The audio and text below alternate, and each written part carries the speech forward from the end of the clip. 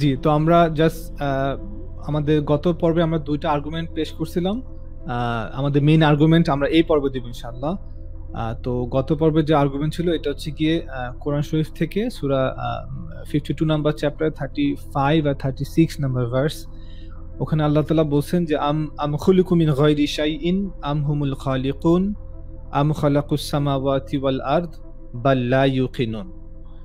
যে were they created by nothing, or were they the creators of themselves, or did they create the heavens and the earth?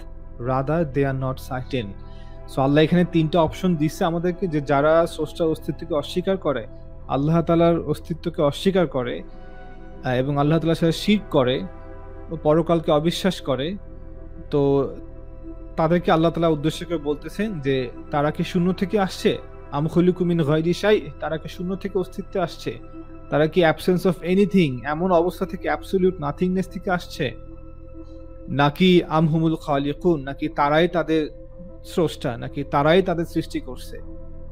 এরপর আল্লাহ তাআলা 3 number কথা বলতেছেন, 3 number option, যে আম খালাকুস সামাওয়াতি ওয়াল আরদ, নাকি তারা এই হেভেন এন্ড দি আর্থ, গোটা মহাবিশ্ব সৃষ্টি করছে। তো তারা কি শূন্য থেকে আসছে, নাকি তারা নিজেরাই নিজেদের স্রষ্টা, নাকি তারা গোটা মহাবিশ্ব সৃষ্টি করছে? বা লা ইউকিনুন, বরং তারা এই কোনোটার ব্যাপারেই নিশ্চিত না। তারা একটা কনফিউশনের মধ্যে, অর্থাৎ একটা বিশাল সমুদ্রের মধ্যে শুধু হাত যাচ্ছে আর হাত যাচ্ছে, কোনো কুল কিনারা পাচ্ছে না। সো তারা কোনোটা ব্যাপারেই, যখন আল্লাহ তাআলাকে কি অস্বীকার করবে, সৃষ্টির স্রষ্টাকে কি অস্বীকার করবে, তো সে যেন এক বিশাল সাগরের মধ্যে শুধু হাত যাচ্ছে, কোন কুল কিনারা পাচ্ছে না। সো তারা কি নাথিং থেকে আসছে? এটা কি পসিবল? তো আমরা এখানে এই আয়াত থেকে 4টা অপশন নিয়ে আসছিলাম, যে the universe was created from nothing, হয় ইউনিভার্স নাথিং থেকে আসছে, না হয় দ্য ইউনিভার্স ক্রিয়েটেড ইটসেলফ, না হলে ইউনিভার্স নিজেই নিজেকে সৃষ্টি করছে। আর 3 number option, the universe was created by something else that was created. আর না হলে ইউনিভার্স ক্রিয়েট হয়েছে, বাট এটা এমন একটা কিছু থেকে, বা এটার কজ এমন কিছু যেটা নিজেও ক্রিয়েটেড।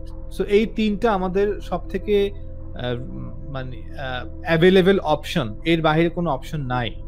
আর যদি এই 3টা অপশন রং হয়, তাহলে আরেকটা অপশন থাকে 4 নাম্বার, যেটা সেটা হচ্ছে the universe was created by something uncreated. অর্থাৎ এখান থেকে স্কেপের কোনো ওয়ে নাই। এই 3টা অপশনই, আর যদি কেউ অপশন অ্যাড করতে পারে, আমি আগের পর্বে বলছি, যদি কেউ এখানে আরো অপশন অ্যাড করতে পারে তো মোস্ট ওয়েলকাম, আমাদের জন্যই ভালো হবে। আমরা আরো বেশি করে দেখব, জানার চেষ্টা করব, চিন্তা করব। বাট এই 3টা অপশন বাইরে কোনো অপশন নাই। আর যদি 3টা অপশন না থাকে, তাহলে একটা অপশন বাকি থাকে যেটা স্কিপ করার কোনো ওয়ে নাই, সেটা হচ্ছে the universe was created by something uncreated. Universe create হয়েছে এটা এমন কিছু থেকে যেটা নিজে আনক্রিয়েটেড। সো হয় গড আর না হলে ইউনিভার্স। সো আমরা প্রথম অপশনকে বাদ দিছি, যে universe can not come from nothing, কারণ নাথিং থেকে কিছু আসতে পারে না, এটা আমরা এক্সপ্লেন করছি গত পর্বে। 2 নম্বর অপশন ছিল the universe created itself, universe নিজেই নিজেকে ক্রিয়েট করছে, অর্থাৎ তার অস্তিত্বের জন্য ইউনিভার্স নিজেই দায়ী। আমরা এটাকেও ডিনাই করছি। কেন ডিনাই করছি এটাও গত পর্বে আলোচনা করছি, একটু গত পর্ব দেখে নেবেন। 3 নম্বর অপশন ছিল আমাদের, যে ইউনিভার্স ক্রিয়েট হয়েছে by something else which was also created. এটাকে আমরা ক্যান্সেল করছি। কেন ক্যান্সেল করছি? এক কথায়, বিকজ অফ ইনফিনিট রিগ্রেস, কারণ you can not come back from infinite and our universe would not be here. যদি ইনফিনিট রিগ্রেস ট্রু হয়, তাহলে আমাদের ইউনিভার্সই বর্তমানে থাকতো না, কারণ ইনফিনিট রিগ্রেস থেকে কেউ কাম ব্যাক করতে পারে না। সো আমি কয়েকটা এক্সাম্পল গত পর্বে দিয়েছিলাম, যে আমি আমার বন্ধু আমার থেকে 5 টাকা পায়, সে আমার কাছে আসলো, সে বলল যে বন্ধু আমাকে 5 টাকা দাও বা 10 টাকা দাও, আমি বাসে করে এক জায়গায় যাবো। তো আমি বললাম যে দেখো, আমার কাছ থেকে একজন 5 টাকা 10 টাকা পায়, সো সে আমাকে দিলে আমি তোমাকে দিব, দেন তুমি যাও যেখানে তুমি যাবা। যদি এই চেইনটা কন্টিনিউ পাস্টে হয়, তাহলে কিন্তু আমার বন্ধুর হাতে 10 টাকার জীবনে আসবেও না, আর তার কখনো কোথাও যাওয়া হবে না বাসে করে। সো এটা হচ্ছে গিয়ে প্রবলেম। ইনফিনিট রিগ্রেস হলে you can not come back from infinite regress, but universe তো এক্সিস্ট করতেছে আমাদের সামনে, আমি এক্সিস্ট করতেছি। যদি আমার কজ ইনফিনিটলি হতো, এটার কজের কজ, এই চেইনটা, অর্থাৎ চেইন অফ কজেশন, যদি এই চেইনটা ইনফিনিট হতো তাহলে আমি, আপনি, আমরা কেউই এই ইউনিভার্স এখন অস্তিত্বে আসতো না। কারণ এই চেইনটাকে থামতে হবে। 1 মিলিয়ন হোক, 1 বিলিয়ন হোক, 1 জিলিয়ন হোক, কোয়াড্রিলিয়ন হোক, যেটাই হোক, চেইনটা থামতে হবে। থামার পর সেটা সামনে আগে বাড়বে, দেন আমাদের ইউনিভার্স অস্তিত্বে আসবে। সো আমরা এই কারণে এটাকে 3 নম্বর অপশনটাকে বাদ দিয়েছিলাম। ওকে, তারপর আমরা বলছি যে যেহেতু আমরা বেস্ট এক্সপ্লেনেশন যাব এখন, যে 3টা অপশনের ব্যাপার, 3টা অপশন 3টাই ডাজন্ট মেক এনি সেন্স। তাইলে আমরা কি করব, আমরা এখন তাহলে বেস্ট অ্যাভেলেবল এক্সপ্লেনেশনে যাব। তো সেখানে যাওয়ার আগে আমরা বলছিলাম যে in order to recognize an explanation as the best explanation, you don't have to have an explanation of that explanation. যখন কোনো ব্যাপারে আমরা সার্টেন না, তখন আমরা কি করি? মানুষ হিসেবে আমরা আমাদের নর্মাল ডেইলি লাইফে আমরা কি করি? আমরা এটাই করি যে যদি কোনো বিষয়ে আমরা অ্যাবসলিউট সার্টেনটি না পাই, সেখানে বেস্ট অ্যাভেলেবল অপশনগুলো দেখি এবং যেটা বেস্ট মনে হয় ওগুলোর মধ্য থেকে সেটাকে আমরা ইউজ করি বা সেটাকে বেছে নিই। সো ইউনিভার্স সম্পর্কে আমাদের সব থেকে যে বেস্ট অ্যাভেলেবল অপশন সেটা হচ্ছে 4 নম্বর অপশন, যেটা যে universe was created by something uncreated. So আমরা সংক্ষেপে বললাম, ডিটেলসে আমরা গত পর্বে আলোচনা করছি। যদি কারো কাছে ডাজন্ট মেক এনি সেন্স, তাহলে আমরা রিকোয়েস্ট করবো যে আগের পর্বে গিয়ে একটু দেখে আসতে কি আলোচনা করছি। সো আমরা বলছি যে universe was created by something uncreated, এটা হচ্ছে আমাদের কনক্লুশন। এখন এই কনক্লুশনে গেলে একটা প্রশ্ন পরে চলে আসলে, আমি বলছিলাম যে এটা আমরা অ্যান্সার দিব দ্বিতীয় পর্বে। সো এই অ্যান্সারটা আমরা দ্বিতীয় পর্বে এখন দিব। সেটা হচ্ছে আমরা বলছি যে ইনফিনিট নিয়ে কোশ্চেনটা আসছে, যে যদি ইউনিভার্সের কজের এই যে কজেশন যে চেইনটা যদি ইনফিনিট হলে এটা প্রবলেম হয়, ইনফিনিট রিগ্রেস হয়, আর সেই কারণে ইউনিভার্সের কজের চেইনটাকে ইনফিনিট চেইন মানা যাবে না, নেওয়া যাবে না এই অপশনটাকে, তাহলে যদি গডকে মানা হয় তাহলে তো গডও ইনফিনিট, তাহলে গডকে কেন ইনফিনিট মানবো? একটা কোশ্চেন আসছিল, আমি বলছি এটা অ্যান্সার আমরা দ্বিতীয় পর্বে দিব। সো এটা যাওয়ার আগে আমরা আরেকটু আলোচনা করব যে ইনফিনিট নিয়ে আমরা বলছিলাম ইনফিনিটি 2 রকমের ফিলসফিতে, এবং যেটা আমরা এভাবে বুঝি যে ইনফিনিট হচ্ছে একটা পোটেনশিয়াল ইনফিনিটি, একটা হচ্ছে গিয়ে অ্যাকচুয়াল ইনফিনিটি। পোটেনশিয়াল ইনফিনিটি হচ্ছে গিয়ে যেটা আমাদের অ্যাবস্ট্রাক্ট কনসেপ্ট, যেমন ম্যাথ, আমাদের সব থেকে বেস্ট এক্সাম্পল হচ্ছে ম্যাথ। তারপর হচ্ছে আমাদের বিভিন্ন আইডিয়া, কনসেপ্ট। সো আমরা কনসেপচুয়ালি ইমাজিন করতে পারি something infinite. You can imagine, যে কেউ এটা ইমাজিন করতে পারবে সামথিং ইনফিনিট, বাট যদিও ক্লিয়ারলি না, বাট অস্পষ্টভাবে হলেও আমরা একটা infinite number of room, infinite number of bottle, infinite number of universe আমরা এটা ইমাজিন করতে পারি, কল্পনার জগৎ এটা পসিবল। সো এটা হচ্ছে পসিবল ইনফিনিটি। আরেকটা হচ্ছে অ্যাকচুয়াল ইনফিনিটি, যে রিয়েল লাইফে ইনফিনিটি আমরা কেউ অবজার্ভ করি নাই। এইটার ব্যাপারে আমি কয়েকটা এক্সাম্পল আমার দেওয়া হয়েছে গত পর্বে, সো এটা নিয়ে আমরা ডিটেলস যাব না। বাট ইনফিনিট 2 রকমের, একটা হচ্ছে পোটেনশিয়াল ইনফিনিটি, একটা হচ্ছে অ্যাকচুয়াল ইনফিনিটি। রিয়েল লাইফে ইনফিনিটি আমরা কেউ দেখি নাই, অবজার্ভ করি নাই, এবং রিয়েল লাইফে infinity doesn't make any sense. অর্থাৎ আমাদের যে এই অবজারভেবল ইউনিভার্স বা ম্যাটেরিয়াল ইউনিভার্স বা ন্যাচারাল ইউনিভার্স, কারণ আমি বললাম ইনফিনিট নাম্বার অফ মানুষ থেকে 5 জন মানুষ মেরে ফেলো, তাহলে কতজন মানুষ থাকে? ইনফিনিট নাম্বার অফ মানুষ থাকে। আবার বললাম যে ইনফিনিট নাম্বার অফ মানুষের সাথে আরো 5টা মানুষ অ্যাড করো, তাহলে কত ইনফিনিট মানুষ হলো? তাহলে ইনফিনিট নাম্বার অফ পিপল হয়ে গেল। সো ইনফিনিটি থেকে মাইনাস করলো ইনফিনিটি, প্লাস করলো ইনফিনিটি, এটা একটা এক্সাম্পল। তারপর আমরা একটা রোমে এক্সাম্পল দিয়েছিলাম, যে রোম, যে ইমাজিন একটা হোটেল যেখানে ইনফিনিট নাম্বার অফ রুম আছে এবং সেখানে ইনফিনিট নাম্বার অফ গেস্ট চলে আসছে এবং সবগুলো রুম প্যাকড। ওকে, সো এখন 12টার পরে আরো ইনফিনিট নাম্বার অফ পিপল আসলো, কিন্তু রোম তো সব ভরা। তাহলে কি করব? যেহেতু ইনফিনিটি, আমরা খালি করে আবার ওই ইনফিনিট নাম্বার অফ গেস্টকে আবার তাদেরকে আমরা রোম দিতে পারবো। সো আসলে ইনফিনিটি রিয়েল লাইফে ডাজন্ট মেক এনি সেন্স, এটা হচ্ছে মুদ্রা কথা। So potential infinity, actual infinity. So এখন হচ্ছে আমাদের যে কোশ্চেনটা, যে তাহলে গড তো ইনফিনিট, তাহলে গড ইনফিনিট, এটা কিভাবে মেক সেন্স করে? আমরা এটা এই পরের স্লাইডে আসবো, কিন্তু এটা যাওয়ার আগে আরেকটা স্লাইড বাকি রয়ে গেছে। এটা হচ্ছে গিয়ে আমরা বলছিলাম যে যদি আমাদের 4 নম্বর অপশনটা ট্রু হয়, যে universe was created by something uncreated, যে ইউনিভার্সের যে কজ সেটা হচ্ছে আনক্রিয়েটেড কজ, তাহলে এখন একটা প্রবলেম দাঁড়ায় সেটা হচ্ছে গিয়ে যে যদি ইউনিভার্সের বিগিনিং থাকে, যদি ইউনিভার্সের শুরু থাকে, আর ইউনিভার্সের কজ যেটা সেটা যদি ইনফিনিট হয়, তাহলে ইউনিভার্স হচ্ছে গিয়ে ফাইনাইট টেম্পোরাল, আর এটার কজ হচ্ছে গিয়ে ইনফিনিট। তাহলে ইনফিনিট কজ আর এটার ইফেক্ট হচ্ছে টেম্পোরাল, ফাইনাইট ইফেক্ট। তাহলে এখন কথা হচ্ছে ইনফিনিট কজ থেকে কেন সাডেনলি বা কোনো একটা পর্যায়ে টেম্পোরাল ইফেক্ট অস্তিত্বে আসলো? এটা একটা প্রবলেম। কিভাবে? কারণ ইনফিনিট কজ, যদি কজ ইনফিনিট হয় তাহলে এটার ইফেক্টও ইনফিনিট হবে, কিন্তু ইফেক্ট ইনফিনিট না হয়ে কেন ইফেক্টটা কজের মতো ইনফিনিট না হয়ে টেম্পোরাল হলো? So this is the only way that you can get a temporal effect with the beginning from a permanent cause. কিভাবে? If you have got an agent endowed with freedom of the will, who can choose to do something without antecedent determining condition. So যদি ইউনিভার্সের যে cause আছে, যদি সেই কজটা freedom of will থাকে, ইচ্ছা শক্তি থাকে, তাহলে সে ইনফিনিট হওয়া সত্ত্বেও তার ইচ্ছা শক্তি থাকার কারণে সে টেম্পোরাল ইফেক্টকে আনতে পারবে।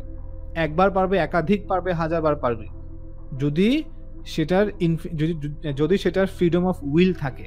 আর যদি ফ্রিডম অফ উইল না থাকে, ইউনিভার্সের কজও ইউনিভার্সের মতোই হয়, যে কম্পোজড অফ থিং, তাহলে একটা প্রবলেম। কারণ যদি কজ ইনফিনিট হয় তাহলে ইফেক্টও ইনফিনিট হবে।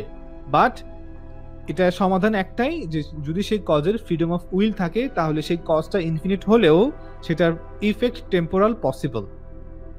So the distinction between personal explanation and scientific explanation. So আমরা যেটা করতেছি, আমরা সায়েন্টিফিক মেথড, যেটা যে মেথোডোলজি, সায়েন্সের যে মেথোডোলজি, সেইটার একটা এক্সপ্লেনেশন, আর একটা হচ্ছে পার্সোনাল এক্সপ্লেনেশন। আমরা গত পর্বে একটা এক্সাম্পল দিছি যে একজন লোক একটা প্লেন তৈরি করলো, তো আমি যদি বলি প্লেনটাকে ব্যাখ্যা করো, সো প্লেনটাকে আপনি বলতো প্লেনটা ইঞ্জিন এভাবে, এটা চাকা এভাবে, এটা পাখা এভাবে, এটা এভাবে বসা যায় করতে হবে, এভাবে প্লেন রান করতে হবে, মেশিন এভাবে হতে হবে।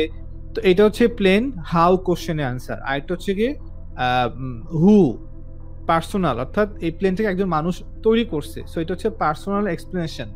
সো কেউ যদি চা বানায়, সো চায়ের মধ্যে কি পরিমাণ লিকার থাকে, কি পরিমাণ চিনি আছে, কি পরিমাণ কনডেন্স মিল্ক আছে, কি পরিমাণ পানি ব্যবহার করা হয়েছে, কি পরিমাণ বাষ্প হয়ে গেছে, এটা আমরা চা পরিমাণ দেখে এটাকে মোটামুটি অ্যাপ্রক্সিমেটলি বের করতে পারবো। সো এটা হচ্ছে এক ধরনের এক্সপ্লেনেশন। আরেকটা ব্যাখ্যা হচ্ছে গিয়ে চাটা কেউ বানাইছে, এটা হচ্ছে আরেক ধরনের এক্সপ্লেনেশন। আর আমরা বলছি সায়েন্সের লিমিটেশন আছে। আমাকে যদি আমার বন্ধু আমাকে একটা ঘড়ি, হাতে ঘড়ি দেয়, গিফট করলো, তো এই ঘড়িটা ম্যাটেরিয়ালস কি, এই সম্পর্কে আমরা সায়েন্টিফিক্যালি এটাকে ব্যাখ্যা করতে পারবো, কিন্তু এই ঘড়িটা কে দিছে, কেন দিছে, এটা সায়েন্সের বিষয় না। আর এই বিষয়ে আমরা গত পর্বে শুরুর দিকে একদম ডিটেলসে, আমরা যখন সায়েন্সের মেথোডোলজি, এপিস্টেমোলজি নিয়ে আলোচনা করছি, তখন ডিটেলস আমরা বলছি যে ফর্মাল কজ, ফাইনাল কজ, তারপর হচ্ছে এফিশিয়েন্ট কজ, আমরা ডিটেলস আলোচনা করছি। সো আমরা আসবো এই যে আজকে থেকে, এখান থেকে শুরু, যে কোশ্চেনটা করা হয় যে তাহলে গড তো ইনফিনিট, তাহলে গডকে ইনফিনিট কেন মেনে নিব? যদি ইউনিভার্সাল কজেশনের চেইনটাকে ইনফিনিট মানতে প্রবলেম হয় বিকজ অফ ইনফিনিট রিগ্রেস, তাহলে তো গড ইনফিনিট হলে এটাও তো একটা ইনফিনিট রিগ্রেসিভ প্রবলেম মতো হয়ে যায়। সো এখানে আমাদের উত্তর হচ্ছে এটাই, যে ইনফিনিটি দুই রকমের এই ক্ষেত্রে। একটা হচ্ছে কি quantitative concept of the infinity, আর এটা হচ্ছে qualitative concept of the infinity. So প্রথমে কোয়ান্টিটেটিভ কনসেপ্ট অফ ইনফিনিটি কি? এটা হচ্ছে here the infinite is a collection composed of an actual infinite number of definite and discrete finite individuals, particulars, parts or members. অর্থাৎ quantitative infinite যেটা, সেটা হচ্ছে গিয়ে এটা একটা কম্পোজিশন, এটা হচ্ছে একটা কালেকশন কিসের? বিভিন্ন ইন্ডিভিজুয়ালস, বিভিন্ন পার্টিকুলার্স, পার্টস, বিভিন্ন পিসেস, বিভিন্ন মেম্বার্স, এগুলো মিলে একটা ইনফিনিটি তৈরি হয়। আমরা ইনশাআল্লাহ ধীরে ধীরে সামনে আরো ডিটেলস এক্সাম্পল দিয়ে বলবো, অনেকগুলো এক্সাম্পল সামনে আসবে। তো এটা একটা বেস্ট এক্সাম্পল কি, যেমন এই দেয়ালটা। সো ইমাজিন যে একটা দেয়াল সেটা হচ্ছে গিয়ে ইনফিনিট একটা দেয়াল ইনফিনিট। এখন এটা হচ্ছে কি বিভিন্ন ইটের কম্পোজিশন, বিভিন্ন ম্যাটেরিয়ালসের কম্পোজিশন। সো যে এটা হচ্ছে একটা কোয়ান্টিটেটিভ ইনফিনিটির এক্সাম্পল। আর যেটা গড, আমরা গড বা আল্লাহ, ঈশ্বরকে আমরা বলি গড কোনো একাধিক বিষয় বা একাধিক বস্তু, কি বলে এটাকে, ইন্ডিভিজুয়ালস, পার্টিকুলার্স, পার্টস, পিসেস, মেম্বার্সের কম্পোজিশন না। গড কোনো কম্পোজিশন না, একাধিক পার্টসের কম্পোজিশন না God. So God is a qualitative infinity, and God is not a collection or composed of an actual infinite number of definite and discrete finite individuals, particulars, parts or members. So God কোনো একাধিক থিংসের, একাধিক জিনিসের composition না। So এটা হচ্ছে কি main distinction qualitative ইনফিনিটির সাথে quantitative ইনফিনিটির যে বেসিক ডিফারেন্স, এটা হচ্ছে এইটা। যদি গডও কোনো কম্পোজিশন হয় দেয়ালের মতো, এই দেয়ালের মতো, তাহলে বলবো যে god is a composition of parts, god is a composition of things, god is a composition of individuals, pieces, members. So তাহলে গডের ক্ষেত্রে সেম কোশ্চেন অ্যাপ্লাই হবে। সো গড হচ্ছে পিওর ওয়াননেস, গড কোনো কম্পোজিশন না। সো এটা হচ্ছে একটা প্রাথমিক অ্যান্সার। আমরা পরের আর্গুমেন্টে গেলেও ডিটেলসে অ্যান্সার দিব। এটা হচ্ছে একটা প্রাথমিক অ্যান্সার যে কেন ইউনিভার্সের কজেশনকে ইনফিনিট মানলে এটা প্রবলেম হয়, ইনফিনিট রিগ্রেস, কেন গডকে ইনফিনিট মানলে এটা প্রবলেম হয় না। কারণ ইউনিভার্স হচ্ছে কি একটা কম্পোজিশন, বিভিন্ন থিংস এর কম্পোজিশন। আর যদি এই ইউনিভার্সে আরেকটা ইউনিভার্স থাকে কজ অ্যাজ এ কজ, আবার সেই ইউনিভার্সে আরেকটা কজ, সেটা একটা ইউনিভার্স, সেটা আরেকটা universe cause as a cause, তাহলে কি হবে? এটা হবে একাধিক ইউনিভার্সের কম্পোজিশন, একটা চেইন হলো, যে চেইনটা হচ্ছে ইনফিনিট।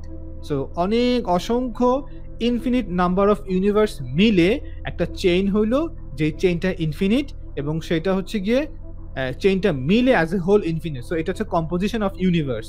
বাট গড কোনো কম্পোজিশন অফ ইউনিভার্স না, গড কোনো কম্পোজিশন অফ এনার্জি না, কম্পোজিশন অফ পাওয়ার না, কম্পোজিশন অফ থিংস না, ম্যাটার না। God is a quality, God হচ্ছে একটা কোয়ালিটি।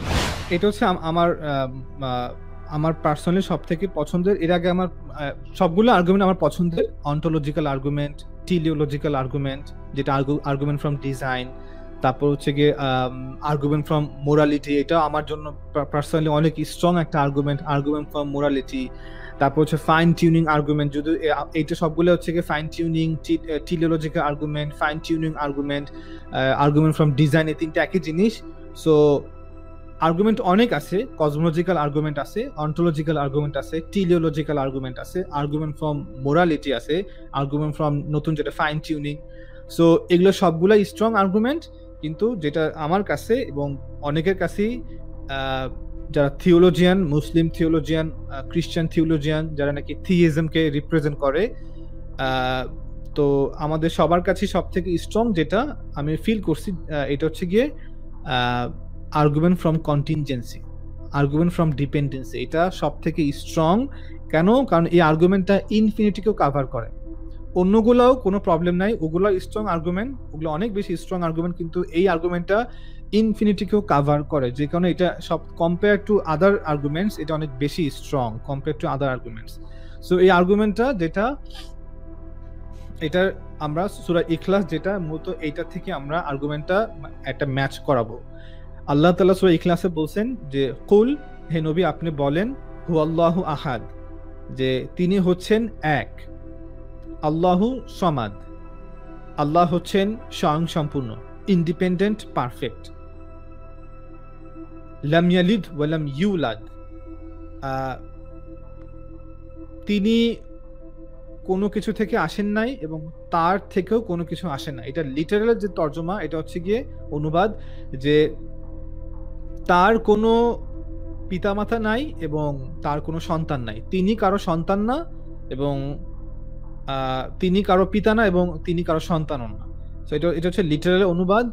বাট এটা থেকে আমরা যেটা নাকি ইস্তেদলাল করতে পারি, ইনফার করতে পারি, সেটা হচ্ছে কি আল্লাহ বলছে তার কোনো কজ নাই এবং কোনো কিছু তিনিও কোনো কিছু সরাসরি কজ এন্ড ইফেক্ট রিলেশনশিপে কজ না, অর্থাৎ আল্লাহ তাআলা থেকে কিছু বের হয় না, এবং আল্লাহ তাআলা নিজেও কোনো কিছু থেকে অস্তিত্বে আসেন নাই। ওয়ালাম ইয়াকুল্লাহু কুফুয়ান আহাদ, তার মতো কিছু নাই, তার লাইকনেসও নাই, তার অপোজিটও নাই, তার মতোও নাই, তার বিপরীতও নাই, কোনো কিছু নাই। তিনি হচ্ছে ইউনিক, ওয়ান এবং ইউনিক। সো উনি হচ্ছেন ইবনে সিনা। উনি এই আর্গুমেন্ট, এই ব্যাপারটাকে অনেক সব থেকে বেশি এবং প্রথম, ওনার আগেও করছে আল কিন্দি, ওনারাও করছেন, বাট উনি এটাকে একটা ভালো একটা ফর্ম দিছে আর্গুমেন্টটাকে, এবং এটাকে পপুলারাইজ করছে।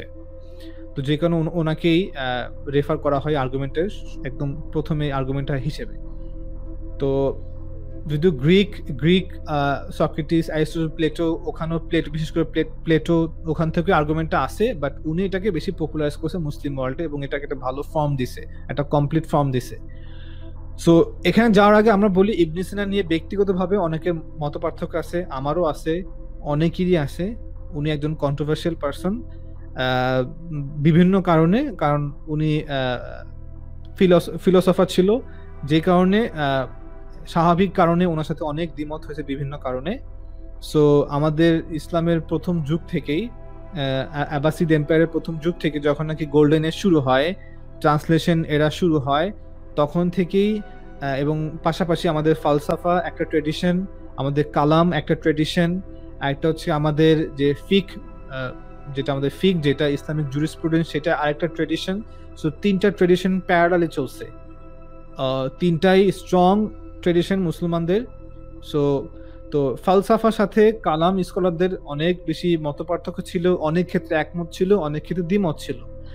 সো আমরা প্রথমে ইবনে সিনা যে আর্গুমেন্টটা যেভাবে পেশ করছে, উনি প্রথমে কি করছেন, এক্সিস্টেন্সকে, অস্তিত্বকে কয়েকটা ক্যাটাগরিতে ভাগ করছেন ইবনে সিনা। আবার বলতেছি, ইবনে সিনার ব্যাপারে অনেকের মতপার্থক্য, আমার নিজের মতপার্থক্য, কারণ ইবনে সিনার কিছু কিছু বিষয়, ওনার কিছু কনক্লুশন, সেটার সাথে আমি একমত না, বাট তার মানে এই না তার সঙ্গে তার অন্য কোনো ব্যাপারে দ্বিমত করতে, যেটা নাকি আমাদের ইমাম গাজ্জালি, যিনি সব থেকে স্ট্রংলি কি বলে ফালসাফার বিরোধিতা করছে, বাট তিনিও কিন্তু ফালসাফাদের, আমাদের ফিলোসফার যা ছিল ফালসাফা, তাদের অনেক আর্গুমেন্টকে উনি একসেপ্টও করছে, মডিফাই করছে। সো ইবনে সিনা উনি অস্তিত্বকে কয়েকটা ক্যাটাগরিতে ভাগ করছে। ওনার প্রথম যে ক্যাটাগরি ছিল, এটা হচ্ছে গিয়ে ইম্পসিবল এক্সিস্টেন্স, অর্থাৎ এমন অস্তিত্ব যেটা ইম্পসিবল, যেটা নাকি অস্তিত্বে থাকাটা অসম্ভব, এমন অস্তিত্ব। কেমন? ফর এক্সাম্পল, ম্যারিড ব্যাচেলার, এটা একটা ইম্পসিবল এক্সিস্টেন্স। কেউ ব্যাচেলার হবে আবার ম্যারিড হবে at the same time, impossible. তারপর হচ্ছে গিয়ে স্কোয়ার সার্কেল, কোনো কিছু স্কোয়ার হবে আবার সার্কেল হবে অ্যাট দ্য সেম টাইম, কারণ এটা হচ্ছে ল অফ লজিকের ভায়োলেশন। যেহেতু এটা ল অফ লজিকের ভায়োলেশন, সো এটা হচ্ছে ইম্পসিবল এক্সিস্টেন্স। তারপর হচ্ছে দ্য স্মেল অফ ব্লু, নীল রঙের ঘ্রাণ, এটা ইম্পসিবল, কারণ রঙের কোনো ঘ্রাণ হয় না, কালার হচ্ছে কালার, যেটা আমাদের অবজার্ভ করতে হয়। সো এটা গেল ইম্পসিবল এক্সিস্টেন্স। তারপরে উনি আরেকটা ক্যাটাগরি করছে অস্তিত্বকে, সেটা হচ্ছে কন্টিনজেন্ট বা possible existence. So contingent existence কি? এটা মানে হচ্ছে কি নির্ভরশীল অস্তিত্ব বা সম্ভাব্য অস্তিত্ব। আগেটা ছিল অসম্ভব অস্তিত্ব, আর এটা হচ্ছে কি সম্ভাব্য অস্তিত্ব বা নির্ভরশীল অস্তিত্ব। যেমন আমাদের ন্যাচারাল ওয়ার্ল্ড, আমাদের ইউনিভার্স, এটা একটা এক্সাম্পল। এটা হচ্ছে কি একটা কন্টিনজেন্ট এক্সিস্টেন্স। এই অস্তিত্ব নির্ভরশীল অস্তিত্ব, আমরা প্রত্যেকে নির্ভরশীল, আমরা কেউ আমাদের অস্তিত্বের জন্য স্বনির্ভরশীল না। 3 নম্বর উনি ক্যাটাগরি করছে অস্তিত্বকে, সেটা হচ্ছে necessary existence by virtue of another.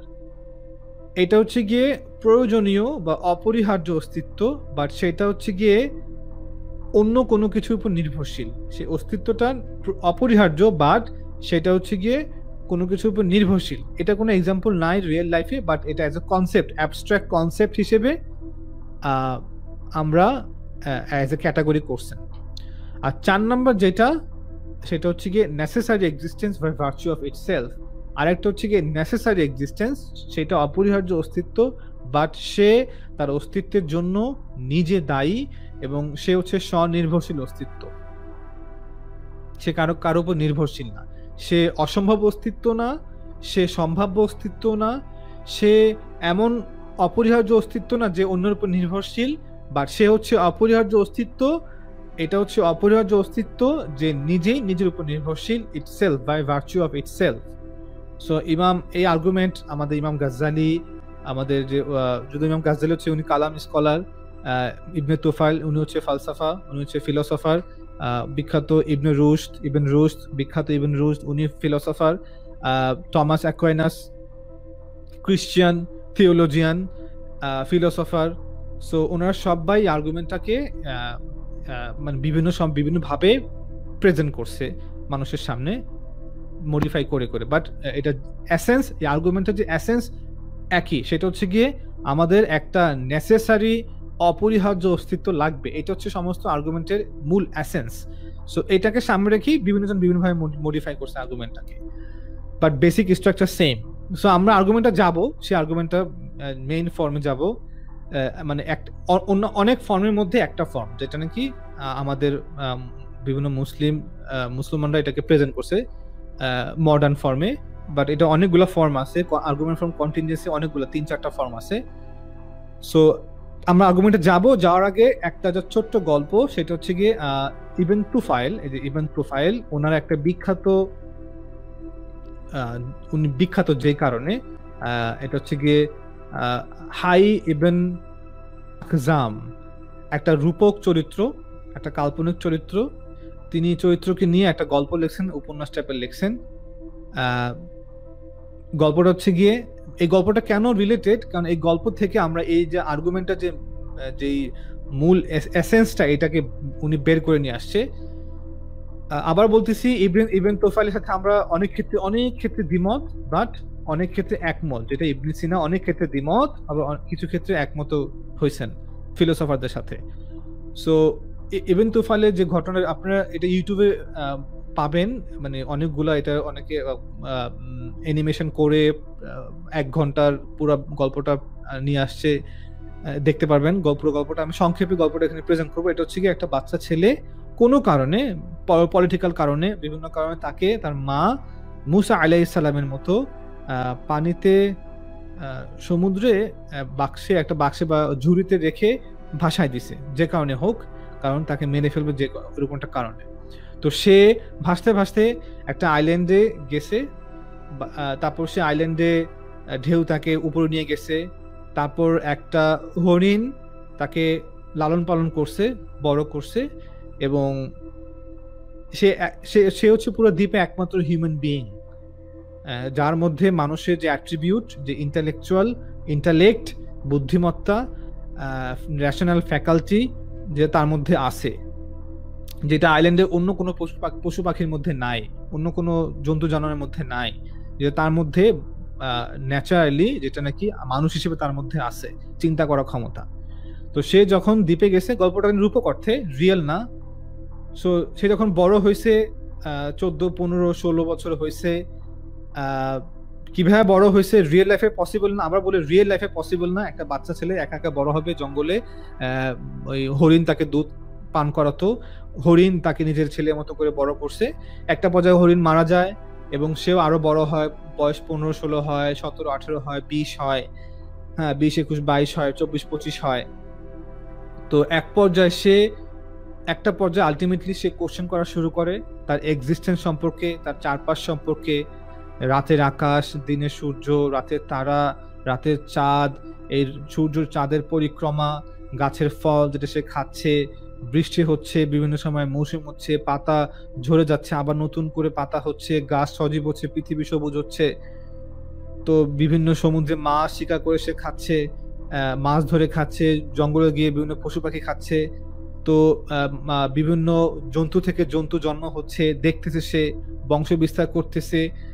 তো এই আকাশের সীমা কত উপরে, কোথায় এর শেষ, এই সাগরের শেষ কোথায়, তার ইচ্ছা হয় যে আমি একদিন যাব সাগরের উপরে, কি আছে আমি দেখব, আকাশের উপরে কি আছে আমি দেখব, কোত্থেকে সূর্য আসে, কোত্থেকে চাঁদ আসে, কোত্থেকে রাতে মিটি মিটি তারা জ্বলে, এবং বিভিন্ন কোশ্চেন তার মধ্যে আসে। এবং সে তাকে প্রশ্ন করা শুরু করে এই সমস্ত কিছুর ব্যাখ্যা কি, এই সমস্ত অস্তিত্বের ব্যাখ্যা কি, আমার অস্তিত্বের ব্যাখ্যা কি, আমি যেভাবে চিন্তা করি আমার মধ্যে এই চিন্তা কেন আসে, কিভাবে আসে, আমি কে, আমি কেন চিন্তা করতে পারি, কেন আমি চারপাশকে দেখতে পারি, এত আলো এত অন্ধকার, লাল রং নীল রং সবুজ গাছের পাতা সবুজ, বিভিন্ন ফলের রং কেন দেখতে পাই, শব্দ আমি কানে শুনতে পাই, কিভাবে শুনতে পাই, এবং এগুলো দেখে আমার মধ্যে যে অনুভূতিগুলো কি, কেন আমার মধ্যে কৌতূহল জাগে, এই অনুভূতিগুলো কি। তো অনেক লম্বা সংক্ষেপে ব্রিফে এটাই। তো সে যখন আলটিমেটলি ম্যাচিউর হয় এবং এই কোশ্চেন সে তার মধ্যে লালন করতে থাকে, একই কোশ্চেন বারবার আসে। তো সে একসময় একটা পর্যায়ে সিদ্ধান্তে পৌঁছায় যে এই সব কিছু একটা ব্যাখ্যা আছে, নিশ্চয়ই কেউ আছে। কে সে? হয়তো সে আকাশের উপরে, হয়তো সে সাগরের ওপারে। আমি একদিন যাব, গিয়ে দেখবো কে আছে ওপারে। আমি একদিন আকাশে উড়ে যাব, কি দেখবো সে আকাশের উপরে কি আছে। এই যে আমার যে মা ছিল হরিণ, যে আমাকে দুধ পান করা বড় করছে, আমি তার সাথে বড় হয়েছে অন্যান্য ভাইদের সাথে হরিণ। তো সে মারা গেছে, মৃত্যু কি? মৃত্যুর পর তো তার বডি সেখানে ছিল, এবং কদিন পর তার লাশ পচে দুর্গন্ধ, তাকে মাটি চাপা দেওয়া লাগছে আমাকে। সো শরীর তো ঠিকই আছে, কিন্তু তাহলে এতদিন সে যে সচল ছিল, জীবনযাপন করছে, চলাচল করছে, তাহলে এটা কি, তাহলে কি চলে গেল, কি এমন মিসিং? এই যে আমার এখানে জঙ্গলে প্রতিদিন বিভিন্ন পাখি মারা যায়, মাছ ধরে খাচ্ছি, মাছ নড়াচড়া করতেছে না, বিভিন্ন জঙ্গলে পশু মারা যাচ্ছে, মৃত্যু কি? তার বডি তো আছে, কিন্তু সেই তাহলে কি চলে গেল? এবং তার একটা পর্যায়ে তার ডিকম্পোজ শুরু হয় বডি। কেন শুরু হয়? তাহলে এতদিন কেন ডিকম্পোজ হয় নাই? কিভাবে? এই সবকিছু উত্তর কি? তো সে এই প্রশ্ন করতে করতে সে একসময় গল্পের মধ্যে সেই সিদ্ধান্তে পৌঁছায় যে সবকিছুর একটা ব্যাখ্যা আছে, নিশ্চয়ই এই সবকিছুর জন্য কেউ দায়ী, যে এই সবকিছু করতেছে, বৃষ্টি, রোদ, রাতের আকাশ, মিটিমিটি তারা সবকিছু না একজন দায়ী আছে। তো ঘটনাক্রমে সেই দ্বীপের মধ্যে একদিন একটা লোক, সে যেই তাকে তার মা যে দেশ থেকে ভাষায় দিছে, যে ভূমি, যে মেইন ভূমি, সেখান থেকে কেউ একজন চলে আসছে সমাজের প্রতি ত্যক্ত বিরক্ত হয়ে, যে সমাজকে পরিত্যাগ করছে, যে এই সমাজে আমি থাকবো না, এই সমাজে মানুষ শুধু অন্যায় অবিচার, শুধু লোভ লালসা, নিজের ভালো বোঝা, সমাজের গরিব দুঃখী সাহায্য করে না, সবাই স্বার্থপর, এই সমাজ থেকে আমি আমার আমার আমার যে আত্মার পরিশুদ্ধি হবে না, আমি নিজেও কি বলে দূষিত হয়ে যাব।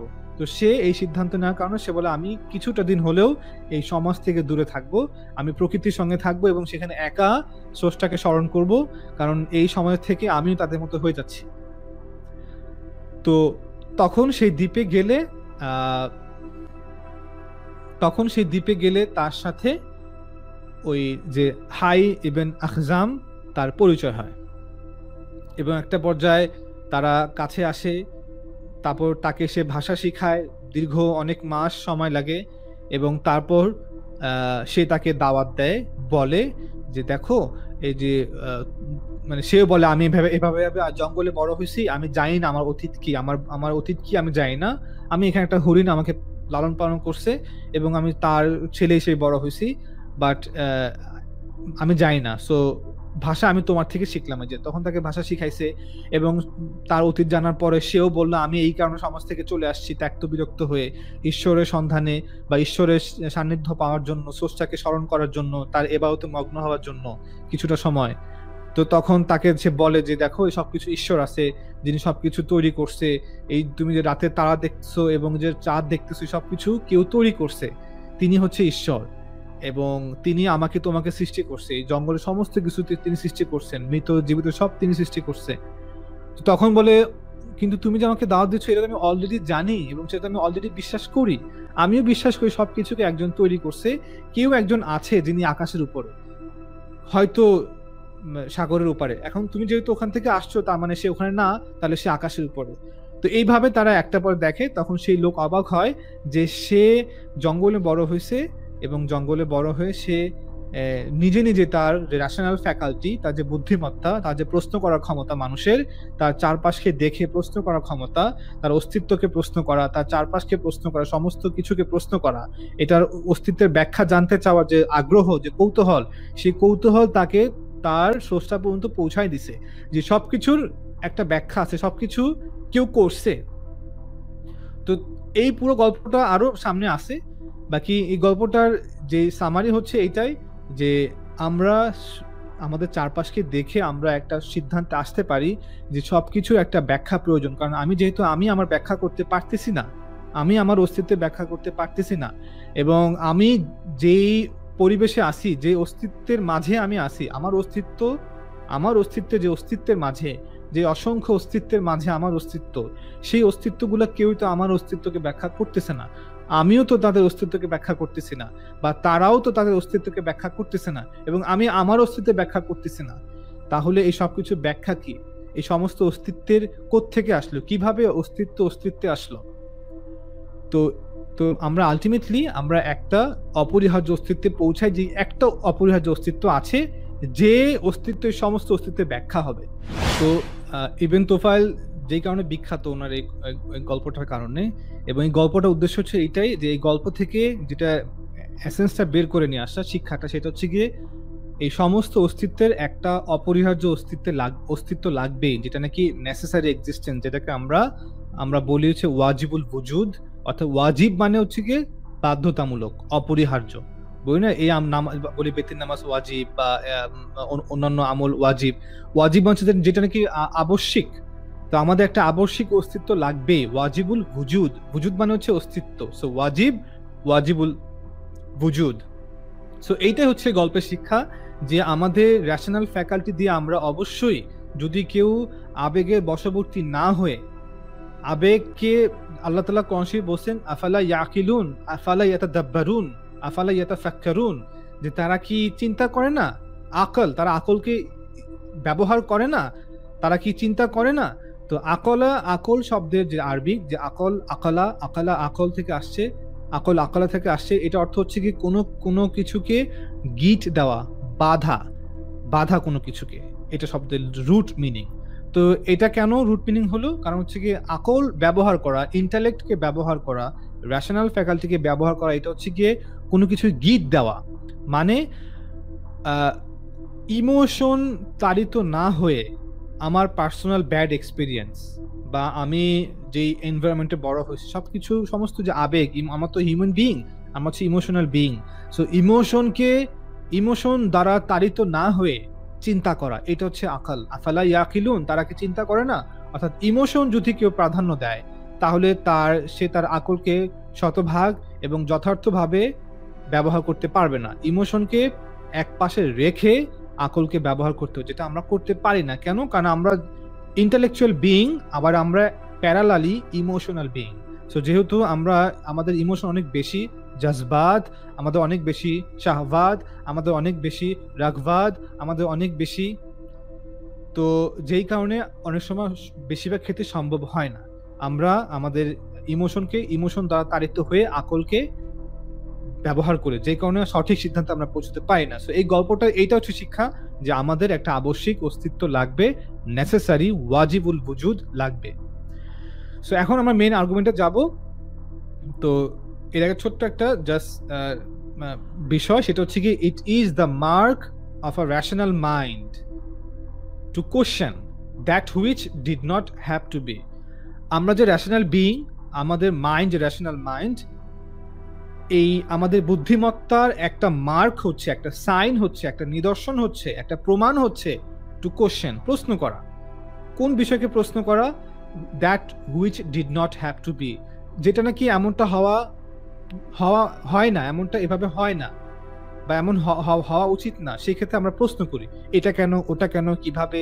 বাচ্চারাও প্রশ্ন করে, কেন, কিভাবে, বাবা তুমি অন্য জিনিস ধরবা না, কেন ধরবো না, কি জন্য ধরবো না, ওইটা খাবো না, কেন খাবো না, কি কেন খাবো না। সো এই যে আমাদের যে ছোট্ট বাচ্চা, যে 3 বছর 3.5 বছর, তো সেখান থেকে আমাদের প্রশ্ন করার যোগ্যতা এটা আমাদের মধ্যে আছে। সো এটা হচ্ছে আমাদের একটা মানুষের সব থেকে বড় পরিচয়। So it is the mark of a rational mind. যেমন ফ্লাওয়ার দিয়ে লাভ লেখা, সো আমরা এটা দেখে আমরা কোশ্চেন করব, আমরা বলবো না যে এটা তো এরকম থাকবে, ফুল দিয়ে লাভ লেখা থাকবে মাঠের মধ্যে, এটা তো স্বাভাবিক জিনিস না। যেহেতু এটা স্বাভাবিক না, এমনটা হয় না, সেক্ষেত্রে আমরা প্রশ্ন করি। সো এটা হচ্ছে আমাদের রেশনাল ফ্যাকাল্টির একটা মার্ক, একটা সাইন। রাস্তার মধ্যে যেটা একটা বল থাকে, গ্লোয়িং বল থাকে, সো আমরা যখন দেখবো, আমরা কোশ্চেন করি, বলটা রাস্তার মাঝে কোত্থেকে আসলো। এখন যদি কেউ বলতে পারে যে এটা থাকতেই পারে, এটা থাকবেই, তো রাস্তার মধ্যে তো বল থাকবেই, এটা অবাক হওয়ার কি আছে? তো এটা মোটর রেশনাল মাইন্ডের মার্ক বা সাইন না। তো যদি বলটা সাইজে বড় হয় কোশ্চেনটাও সেম থাকবে, এমন না কোশ্চেনটা বড় হবে না। কোশ্চেনটা বলের সাইজের উপর ডিপেন্ড করবে না। যদি বলটা আরো বড় হয় সেম কোশ্চেন থাকবে। যদি বলটা পৃথিবী ইউনিভার্সে গোটা ইউনিভার্স হয়, এটাও তো একটা অস্তিত্ব। অস্তিত্ব কোত্থেকে আসলো, ইউনিভার্স কোত্থেকে আসলো, ইলেকট্রন প্রোটন নিউট্রন এবং যে law, weak force, strong force, electromagnetic force, gravitational force, এই যে এত কনস্ট্যান্ট, এগুলো কোত্থেকে আসলো? তো আমরা প্রশ্ন করবি ম্যাটার এনার্জি কোত্থেকে আসলো, ডার্ক ম্যাটার ডার্ক এনার্জি কোত্থেকে, কিভাবে আসলো, এই অস্তিত্বের ব্যাখ্যা কি? সো এইটা হচ্ছে আমাদের কিউরিওসিটি, যে আমাদের আগ্রহ, জানার ইচ্ছা, আমাদের কৌতূহল, আমরা প্রশ্ন করি, প্রশ্ন প্রশ্ন প্রশ্ন। আমাদের জীবনটা হচ্ছে শুধু প্রশ্ন করা। সো আমাদের ন্যাচারাল ওয়ার্ল্ডের নিডস অ্যান্ড এক্সপ্লেনেশন, আমাদের যে ন্যাচারাল ওয়ার্ল্ড বস্তু জগৎ, সেইটা একটা ব্যাখ্যা দাবি রাখে, ব্যাখ্যা চায়। আমরা ব্যাখ্যা চাচ্ছি, আমাদের কেউ পিটাচ্ছে না যে প্রশ্ন করো, না, এটা আমার নিজ থেকে চাচ্ছি। যে কারণেই নাস্তিকরা যে বলে যে এসব হচ্ছে মিথ মিথ মিথ, এসব মিথ, ধর্ম হচ্ছে মিথ। মানুষ ভয় পাইতো, মৃত্যুকে ভয় পাইতো, মানুষ ড্রিম দেখতো, ড্রিমের মধ্যে অন্য এক জগৎকে এক্সপিরিয়েন্স করতো, ঘুম থেকে উঠলে আরেক জগৎ। তো যেই কারণে মানুষ চিন্তা করতো যে আমাদের রূহ আছে, আমাদের সোল আছে, একটা জগৎ আছে। মানুষ ভয় পেত, এই ভয় থেকে মানুষ ধর্ম আনছে। সো কথা হচ্ছে কি কারণ আসলে তো পরের কথা, আমরা দেখবো, এই থিওরি আমরা দেখবো, সমস্যা নেই, থিওরি দেওয়ার অধিকার সবার আছে। কিন্তু আমরা এই যে এগুলো অস্তিত্বে আসলো, এই যে কিউরিওসিটি, এই যে ব্যাখ্যা চাওয়া, অস্তিত্বের ব্যাখ্যা চাওয়া, আমার আত্মা, আমার কনসিয়াসনেসে ব্যাখ্যা চাওয়া, এই ব্যাখ্যা চাওয়ার দেখেই তো এত ফিলোসফি আসছে, গ্রিক ফিলোসফি আসছে, এত মিথ আসছে। মিথ কেন আসছে, কোত্থেকে আসছে, কেন আসছে? এই ব্যাখ্যা করার জন্যই তো। অর্থাৎ আমাদের যে কৌতূহল আছে, এই কৌতূহল, এটা অনস্বীকার, এটাকে অস্বীকার করা যাবে না, এটা মানতেই হবে। সো এই কৌতূহলের কারণে আমাদেরকে পিটায় না, এই কৌতূহল আমাদের মধ্য থেকে আসে। সো গটফ্রিড উইলেম লাইবনিজ যেই কারণে বিখ্যাত, ওনার সেই বিখ্যাত প্রশ্ন, উনি বলছেন the first question which should rightly B asked, প্রথম কোশ্চেন যেটা আমাদের সবার আগে অ্যাজ এ মানুষ, রেশনাল বিইং, হিউম্যান বিইং হিসেবে আমাদের সর্বপ্রথম যে প্রশ্নটা করা উচিত মানুষ হিসেবে, সেটা হচ্ছে গিয়ে why is there something rather than nothing. কেন কোনো কিছু না থাকার চেয়ে কিছু আছে, কেন? এটা তো সব থেকে বড় কোশ্চেন। এই কোশ্চেনটাকে কোনো কিছু দিয়েই কি বলে, ডিফিট করা যাবে না। এটা এমন, এটা হচ্ছে একটা মেটাফিজিক্যাল কোশ্চেন।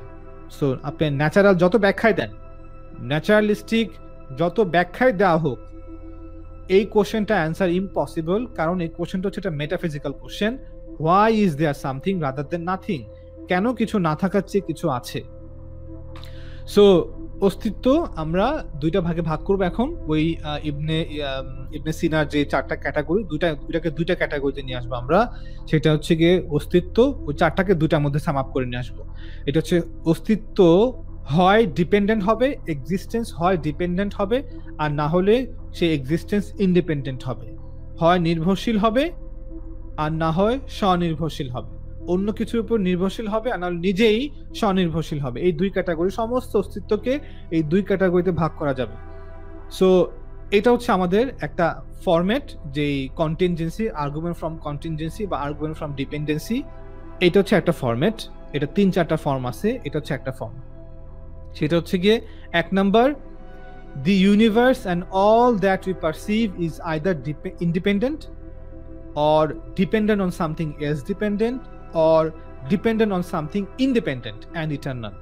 আমরা আমাদের ইউনিভার্স এবং যা কিছু আমরা পারসিভ করি, দেখি, অবজার্ভ করি এম্পেরিক্যালি, এই সমস্ত কিছু হয় ইন্ডিপেন্ডেন্ট হবে, স্বনির্ভরশীল হবে, স্বাধীন অস্তিত্ব, আর না হলে সেটা নির্ভরশীল হবে অন্য কোনো কিছুর উপরে, যেটা নিজেও আবার অন্য কিছুর উপর নির্ভরশীল, যেটা নিজেও আবার অন্য কিছুর উপর নির্ভরশীল, একটা চেইন অফ ডিপেন্ডেন্সি।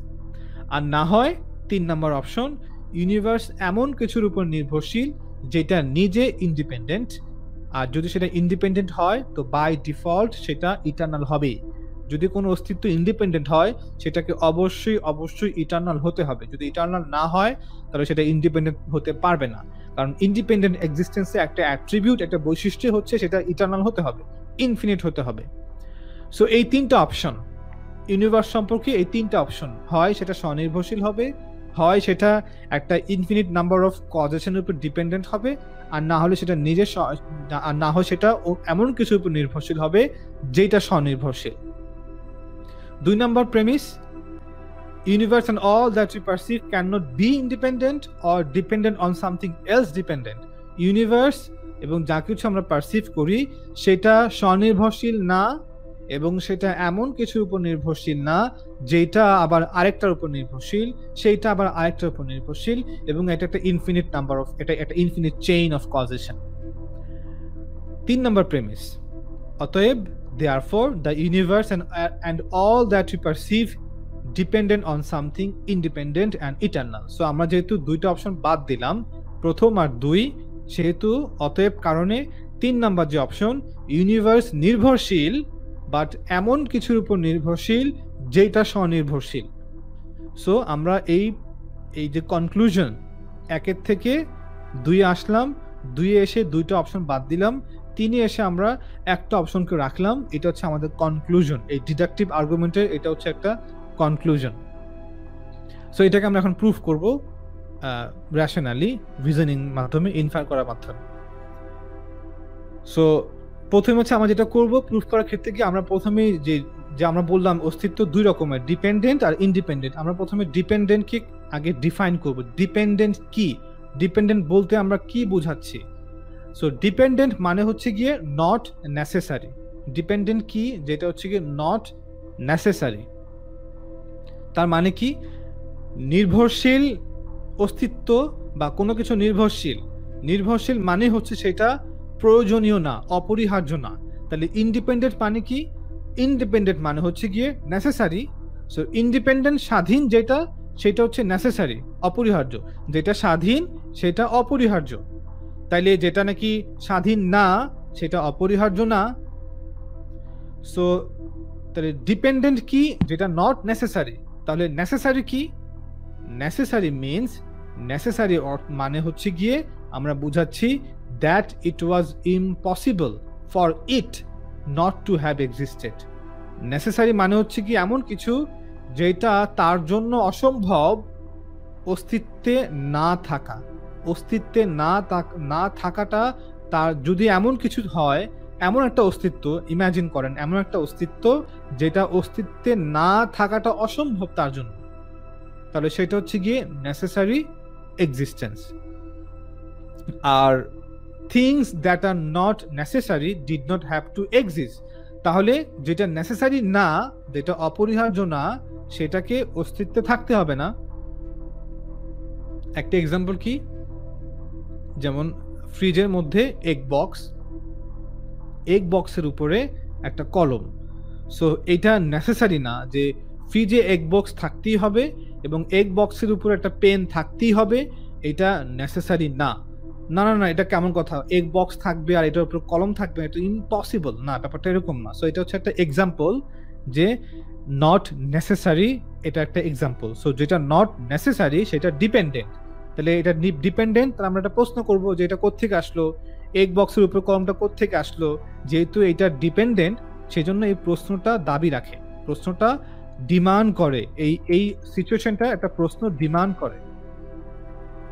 সো আমরা এটাকে একটু ক্লিয়ার করব। এটা হচ্ছে কি necessary existence is something which couldn't have been any other way. ফিলোসফিতে সব ফিলোসফার এই ব্যাপারে একমত। ফিলোসফির যে কোনো বইতে, আমি তত মোটা ফিলোসফি বই পড়ি নাই, বাট যারা পড়ছে তার থেকে আমি জানছি, তারা বলছে এটা সমস্ত ফিলোসফার এটাকে এইভাবেই ডিফাইন করছে যে নেসেসারি এক্সিস্টেন্স হচ্ছে সামথিং, এমন কিছু, অপরিহার্য অস্তিত্ব হচ্ছে এমন কিছু যেটা couldn't have been any other way, যেটা অন্য কোনো ভাবে থাকতে পারবে না। যদি অন্য কোনো ভাবে থাকে তাহলে তো আমি বলবো যে এটা এভাবে না হয়ে ওভাবে কেন হলো না। অর্থাৎ যদি এই প্রশ্ন করা যায় কোনো কিছুকে যে এটা এভাবে না হয়ে ওভাবে কেন হলো না, ওভাবে না হয়ে এভাবে কেন হলো না, যদি এই প্রশ্ন করা যায়, তার মানে তো এটা তো সিম্পল জিনিস, তার মানে এটার মধ্যে কোনো নেসেসারি নাই, এটার মধ্যে কোনো নেসেসিটি নাই। যেই কারণে আমরা প্রশ্ন করি যে কুডন্ট হ্যাভ টু বি, এটাকে এভাবে থাকতে হবে না, এগ বক্স উপর কলম থাকতে হবে, এভাবে থাকতে হবে না, যেই কারণে আমরা প্রশ্ন করি। সো আর নেসেসারি এক্সিস্টেন্স হচ্ছে এমন কিছু which couldn't have been any other way, অন্য কোনো ভাবে এটা হতে পারবে না। আর a necessary existence by definition can never fail to exist. So necessary existence মানেই হচ্ছে মানে এটা বাই ডেফিনেশন, এটা মানে এটা সংজ্ঞাটা হচ্ছে এরকম যে can never fail to exist, এটা অস্তিত্বে থাকাটা তার জন্য অসম্ভব, because a necessary existence is something which can never be otherwise, কারণ নেসেসারি এক্সিস্টেন্স আদারওয়াইজ হওয়া সম্ভব না। সো এখন আমি আমাকে প্রশ্ন করি, অ্যাম আই নেসেসারি? আমি কি অপরিহার্য অস্তিত্ব? আমাকে প্রশ্ন করেন, আমি তো দেখি না আমার মধ্যে এমন কোনো কিছু যে আমি একসময় ছিলাম না, ক্লিয়ারলি আমি একসময় ছিলাম না, তাহলে এখন আমি এই কারণে আমি নেসেসারি না। যদি আমি নেসেসারি হতাম তাহলে আমাকে থাকতেই হতো, পৃথিবী থাকবে, অস্তিত্ব থাকবে, আমি থাকবো না, এটা কিভাবে সম্ভব? Or I could have not existed, আমি নাও থাকতে পারতাম। সো ওইটা গেল প্রথম ডেফিনেশন, এটা হচ্ছে এবার হচ্ছে দ্বিতীয় ডেফিনেশন। সো আমরা এখন দ্বিতীয় একটা ক্যাটাগরি, দ্বিতীয় সংজ্ঞার আলোকে আমরা ব্যাখ্যা করব ডিপেন্ডেন্ট মানে কি। ডিপেন্ডেন্ট বলতে আমরা কি বুঝাচ্ছি? Its component and all basic building blocks could have been arranged in a different way. অর্থাৎ যে অস্তিত্বটা ডিপেন্ডেন্ট অস্তিত্ব, নির্ভরশীল, অন্য কিছুর উপরে নির্ভরশীল অস্তিত্ব, সেই অস্তিত্বটার যে কম্পোনেন্টস গুলো আছে এবং সেটা যে বেসিক বিল্ডিং ব্লকস আছে, elements, basic elements, could have bin arrange in a different way. আপনি সেটাকে অন্য কোনোভাবে অ্যারেঞ্জ করতে পারবেন, অর্থাৎ রিঅ্যারেঞ্জ করতে পারবেন ইন আ ডিফারেন্ট ওয়ে, অন্যভাবে। যেমন এই যে আমরা ফুল দিয়ে লাভ লেখা, এটাকে আমি রিঅ্যারেঞ্জ করতে পারবো, ইভেন প্রত্যেকটা ফুলকে আমি রিঅ্যারেঞ্জ করতে পারবো, আমি এটাকে রিঅ্যারেঞ্জ কল্পনাও করতে পারবো, ফুলের প্রত্যেকটাকে আমি রিঅ্যারেঞ্জ কল্পনা করতে পারবো যে এটার কালার ডিফারেন্ট, কল্পনা করতে পারবো, এবং লেখাটাও আমি রিঅ্যারেঞ্জ করতে পারবো। This is because there must have been something external to that thing that determine that specific arrangement. অর্থাৎ এই যে লাভ লেখা আছে ফুল দিয়ে, এটা একটা এক্সটার্নাল ব্যাখ্যা দাবি করতেছে, মাস্ট বি সামথিং এক্সটার্নাল, যেটা ডিটারমাইন করছে এই লেখাটাকে। এই যে স্পেসিফিক একটা অ্যারেঞ্জমেন্ট আছে, এই স্পেসিফিক অ্যারেঞ্জমেন্টটাকে ডিটারমাইন করছে কে? নিশ্চয়ই একটা এক্সটার্নাল সামথিং কিছু, অর্থাৎ যেটা এটা না, অর্থাৎ এটার থেকে একটা এক্সটার্নাল কিছু, সেইটা এটাকে ডিটারমাইন করছে, এইভাবে রাখছে, এইভাবে লিখছে, এইভাবে সাজাইছে, এইভাবে অ্যারেঞ্জ করছে। Anything that you can disassemble, anything that can be broken up into parts is dependent. অর্থাৎ এমন যে কোনো কিছুকে একটা অ্যাসেম্বল অবস্থায় কোনো কিছু আছে, যদি আপনি সেটাকে ভাঙতে পারেন, সেই অ্যাসেম্বলকে ভাঙতে পারেন। অ্যাসেম্বলকে ভাঙা যায় তখন যখন সেটা কম্পোজড হয়, যখন সেটা কালেকশন হয়, তখন সেটাকে ডিসঅ্যাসেম্বল করা যায়। বা সেটা যদি সেই অস্তিত্বটা যদি কম্পোজিশন না হয়, একাধিক থিংসের কম্পোজিশন না হয়, সেটাকে তো ডিসঅ্যাসেম্বল করার প্রশ্নই আসে না। সো যদি এমন কিছু যেটাকে ডিসঅ্যাসেম্বল করা যাবে, সেটাকে ব্রোকেন আপ ইনটু পার্টস করা যাবে, সেটা হচ্ছে কি ডিপেন্ডেন্ট, সেটা হচ্ছে কি নির্ভরশীল অস্তিত্ব। যেমন আমাদের ন্যাচারাল ওয়ার্ল্ড, আপনি প্রত্যেকটাকে ডিসঅ্যাসেম্বল করতে পারবেন, রিঅ্যারেঞ্জ করতে পারবেন, অন্যভাবে এটাকে সাজাইতে পারবেন। 3 নম্বর ডেফিনেশন ডিপেন্ডেন্সি, এটা হচ্ছে কি ইট রিলাইজ অন সামথিং, এটা অন্য কোনো কিছুর উপর নির্ভরশীল, আউটসাইড ইটসেলফ, তার নিজের থেকে অন্য কোনো কিছুর উপর নির্ভরশীল, ফর ইটস এক্সিস্টেন্স, সে তার অস্তিত্বকে টিকিয়ে রাখার জন্য, তার অস্তিত্বের জন্য অন্য কিছুর উপরে নির্ভরশীল, রিলাই করে, নির্ভর করে। এটা হচ্ছে একটা নর্মাল ডেফিনেশন যেটা আমরা সবাই প্রতিদিন ব্যবহার করি, যে দোস্ত আমাকে পরীক্ষার খাতা একটু দেখাও, আমাকে দেখাও, ম্যাথটা দেখাও। সো আমি হচ্ছে এখানে রিলাই করি ওর উপরে। খাবার খাওয়ার জন্য, আমরা বেঁচে থাকার জন্য খাবার খাই, সো খাবার উপর আমরা রিলাই করি। This is a common sense and intuitive understanding of the world. So dependency বলতেই ইনচুয়েটিভলি আমরা এইটাই বুঝি, যেটা এখন যেটা বলছি 3 নম্বর definition. Another way of explaining that something is dependent. Another way of explaining that something is dependent is by stating that it is not self-sustaining. অর্থাৎ যদি এটা self-sustaining না হয়, তাহলে সেটা হচ্ছে গিয়ে ডিপেন্ডেন্ট। যদি সেটা self-sustaining না হয়, তাহলে সে হচ্ছে গিয়ে by default dependent existence. 4 number সংজ্ঞা ডিপেন্ডেন্সির, যে ডিপেন্ডেন্ট বলতে আমরা কি বোঝাচ্ছি। 4 নাম্বার সংজ্ঞা, its defining features are that it has limited physical qualities, যে এটা একটা অন্যতম ফিচার হচ্ছে এই সংজ্ঞাটা ডিপেন্ডেন্সির, যে এইটার যে ফিজিক্যাল কোয়ালিটিগুলো আছে সেটা লিমিটেড। এটা যে ফিজিক্যাল কোয়ালিটিগুলো আছে সেটা লিমিটেড, যে ফিজিক্যাল বৈশিষ্ট্যগুলো আছে সেগুলো হচ্ছে কি limited. These can include having a certain shape, certain size, certain color, certain temperature. অর্থাৎ লিমিটেড মানে হচ্ছে এটা একটা লিমিটেড শেপ আছে, লিমিটেড মানে সার্টেন মানে লিমিটেড, একটা নির্দিষ্ট আকার, রূপ, কালার এবং টেম্পারেচার আছে। This is because if something has a limited physical feature, that feature has to be limited by something external itself. So যদি কোনো কিছুর ফিজিক্যাল ফিচারগুলা, ফিজিক্যাল কোয়ালিটিগুলা লিমিটেড হয়, তা লিমিটেড কেন হলো, কেন লিমিটেড হলো? সো এটা একটা সামথিং এক্সটার্নাল টু ইটসেলফ, অবশ্যই এটা একটা এক্সটার্নাল ব্যাখ্যা থাকবে কেন এটা এতটুকু না হয় আর একটু বড় হলো না। such as an external source or external set of factors, it can give rise to its own limitations. সে এর যে লিমিটেড ফিজিক্যাল কোয়ালিটিগুলো আছে এটা নিজেকে নিজে অস্তিত্বে আনে নাই, এই সাইজে এই শেপে রাখে নাই। It cannot give rise to its own limitation, সে তার নিজস্ব যে লিমিটেশনগুলো আছে এগুলোকে সে নিজে রাইজ করে নাই। So the following questions highlights this point. এই পয়েন্টটাকে আমরা কিভাবে বুঝবো? কিছু কোশ্চেন করে। কি কোশ্চেন করব? যে why does it have these limits, কেন এই বিষয়টার, এই অস্তিত্বটার এই লিমিটেশনগুলো আছে। Why is it not twice the size, কেন এটার যে প্রেজেন্ট সাইজের টুয়াইস হলো না, দ্বিগুণ হলো না। Or a different shape or colour, কেন এটা অন্য শেপের হলো না, কেন এটা অন্য কালারের হলো না। একটা কফি কাপের এক্সাম্পল, কেন কাপটা এই কালারের হলো, কেন এটা এই ম্যাটেরিয়ালের হলো, কেন এটা মাটির হলো না, এটা কাচের হলো বা সিরামিক আছে, এটা অন্য কোনো কাঠের হলো না। তো এটার এই সাইজটা কেন এতটুকু হলো, কেন এটা একটু লম্বা হলো না, চিকন হলো না, মোটা হলো না, পাতলা হলো না। আমরা অনেক কোশ্চেন করতে পারবো এটা সাইজ নিয়ে, টেম্পারেচার নিয়ে। মোবাইল ফোন কেন এটা আরেকটু বড় হলো না, কেন এটা আরেকটু ছোট হলো না, স্ক্রিনটা অন্য কোনো সফটওয়্যার হলো না, বিভিন্ন কোশ্চেন করতে পারবো। সো এই হচ্ছে 4টা সংজ্ঞা আমরা দিলাম ডিপেন্ডেন্সি। সো আমরা এখন 4টা সংজ্ঞা আমরা ইউনিভার্সে অ্যাপ্লাই করব, ইউনিভার্সের ক্ষেত্রে সংজ্ঞাগুলোকে অ্যাপ্লাই করব। সো আমরা প্রথম যে কথা বলবো কোশ্চেন, যে premise, the universe, প্রথম premise, the universe and all that we perceive are eternal, necessary and independent. একটা অপশন এটা হতে পারে যে ইউনিভার্স যে আছে, ইউনিভার্সটা হচ্ছে কি একটা ইটারনাল জিনিস, এটা একটা নেসেসারি অস্তিত্ব এবং এটা একটা ইন্ডিপেন্ডেন্ট স্বাধীন অস্তিত্ব।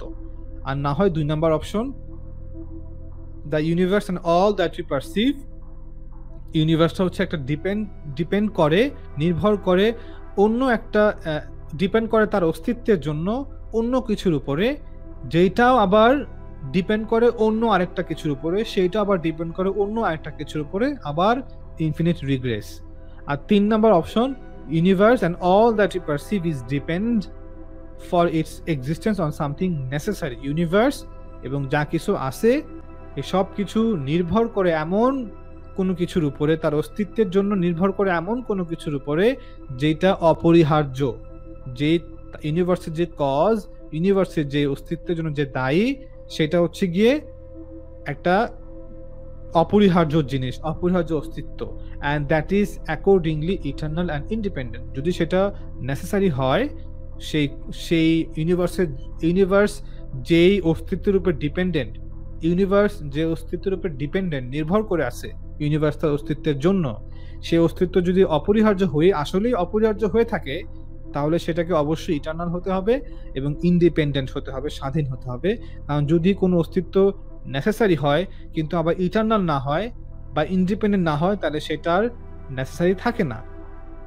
তাহলে এখন আমরা প্রথম অপশনটা কোশ্চেন করি যে এটা কি সম্ভব যে ইউনিভার্স এবং যা কিছু আমরা দেখতেছি এটা ইটারনাল এবং এটা নেসেসারি এবং এটা ইন্ডিপেন্ডেন্ট। নিজেকে প্রশ্ন করেন যে ইউনিভার্স কি এমনটা সম্ভব?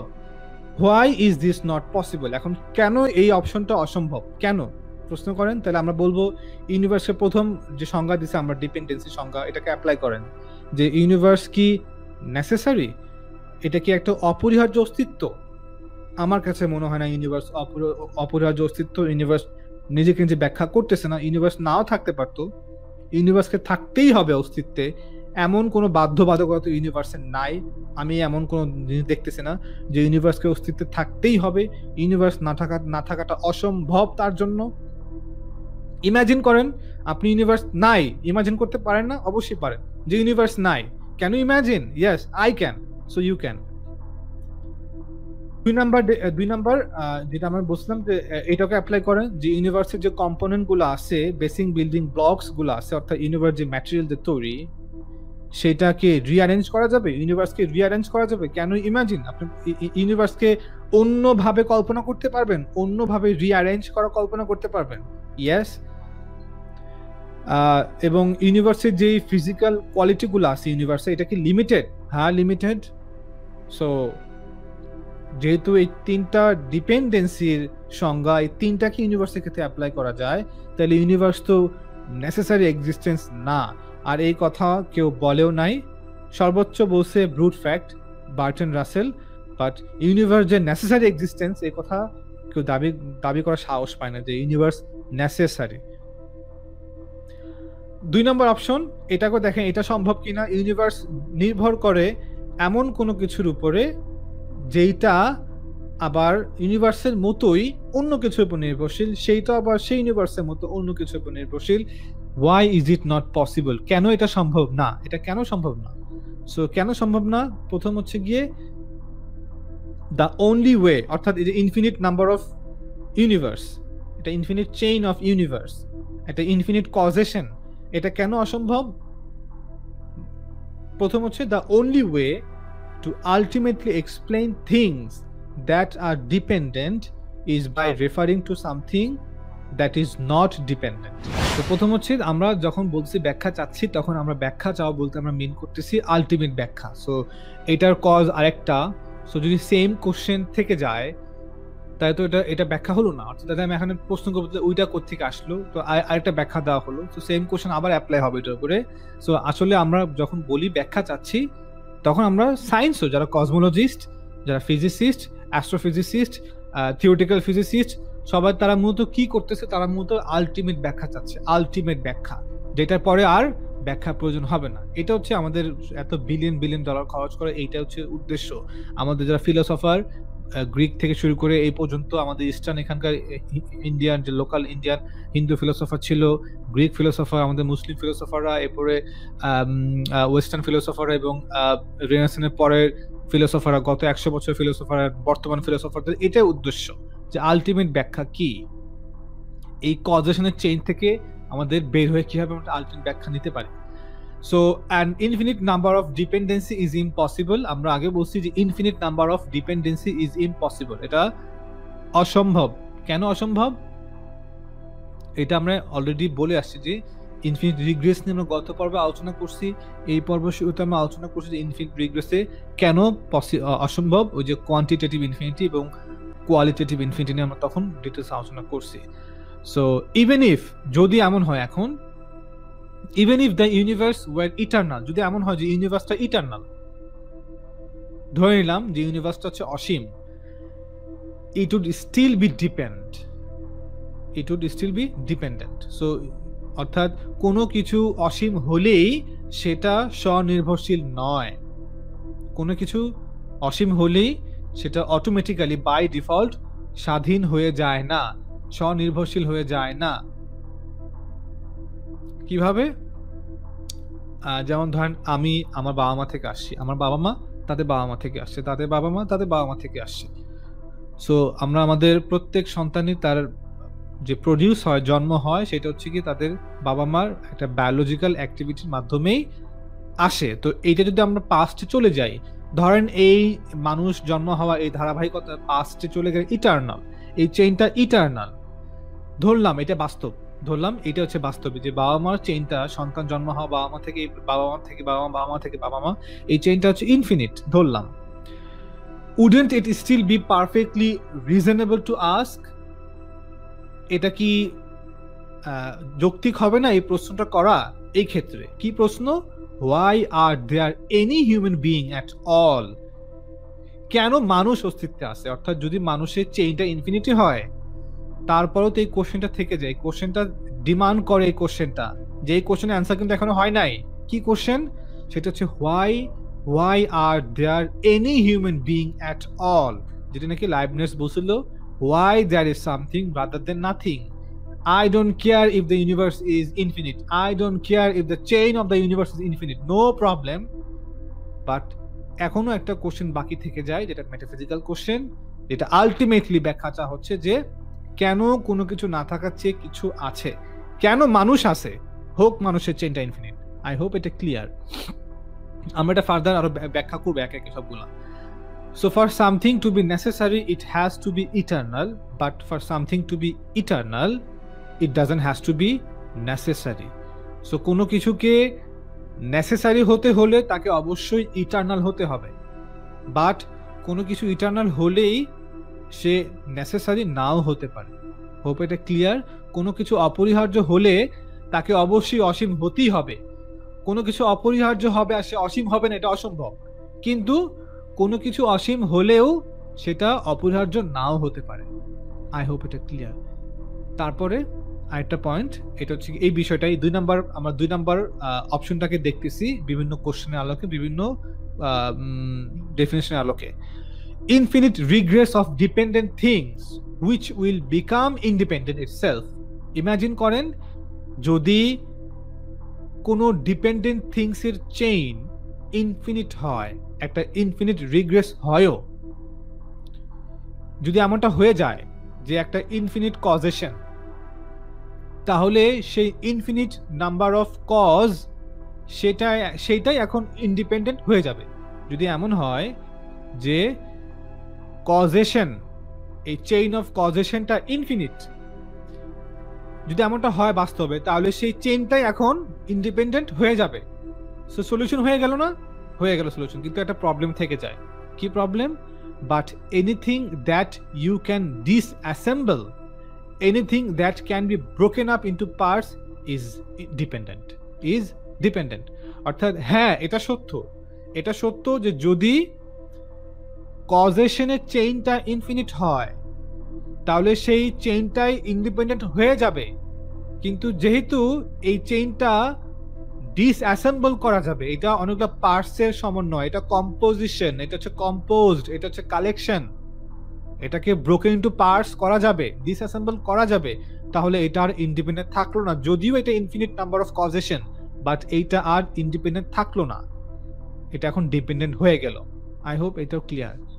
Therefore we can not have an infinite regress of dependent things.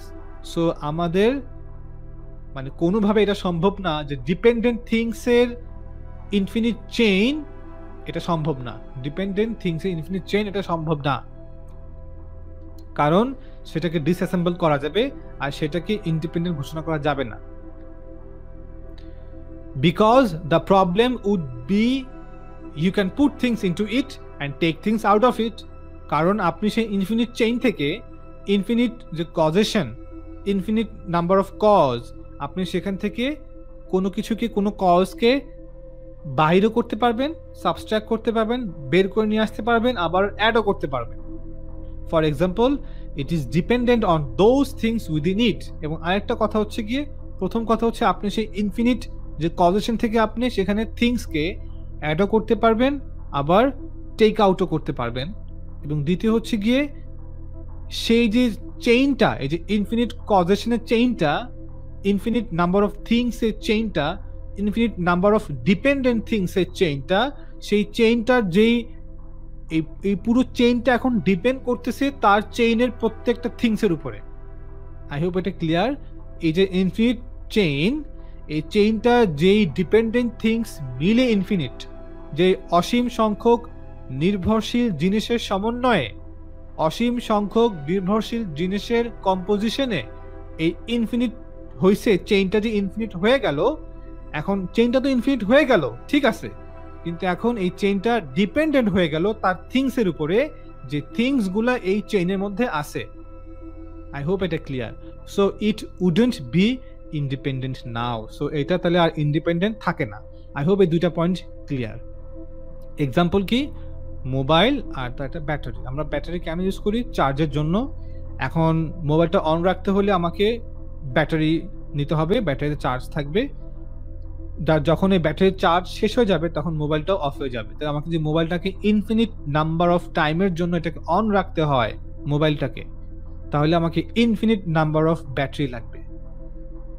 তাহলে এখন ইমাজিন, তাহলে ইনফিনিট নাম্বার অফ ব্যাটারিটা, যে চেইনটা, যে chain of battery, infinite number of battery যে চেইনটা, এই চেইনটা ইনফিনিট হয়ে যাবে এবং সেটা ইন্ডিপেন্ডেন্ট হয়ে যাবে, কারণ চেইনটা ইনফিনিট।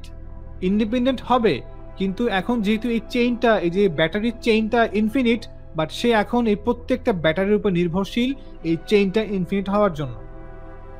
আপনি এটাকে ডিসঅ্যাসেম্বল করতে পারবেন, রিঅ্যারেঞ্জ করতে পারবেন, ব্রোকেন আপ ইনটু পার্টস করতে পারবেন, এবং সে নির্ভরশীল তার চেইনের মধ্যে থাকা থিংসগুলোর উপরে।